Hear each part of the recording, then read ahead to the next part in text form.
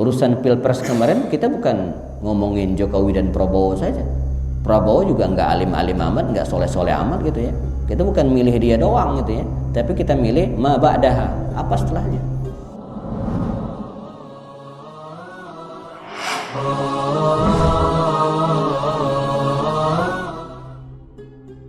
Dr. Munir Muhammad Al-Khutban dalam kitab Al-Manhaj Al-Harakinya memaparkan dan berusaha untuk menganalisa. Kata beliau, orang-orang kafir Quraisy, Abu Jahal, CS dan yang lainnya itu tidak senang dengan hijrahnya kaum muslimin ke Madinah karena mereka berpikir politis jangka panjang, jauh ke depan, bukan hari itu. Kalau mereka berpikir hari itu selesai, nggak ada yang ganggu lagi kita kok. Tidak ada yang mengganggu kita lagi. Orang udah pergi semua, ada hijrah. Tapi enggak, mereka berpikir 5 tahun, 2 periode ke depan berpikirnya. Apa yang ada di benak Abu Jahal CS ini?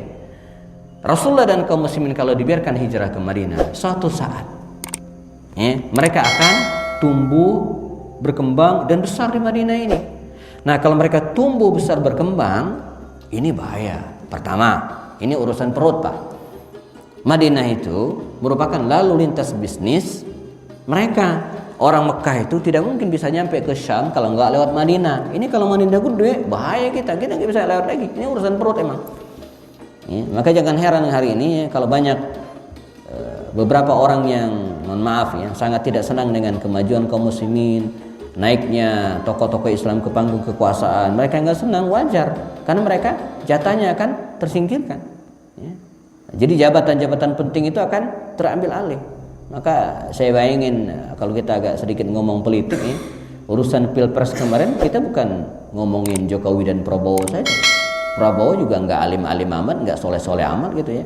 Kita bukan milih dia doang gitu ya, tapi kita milih ma ba'daha, apa setelahnya. Kalau dia jadi, siapa yang akan jadi menterinya, kan begitu.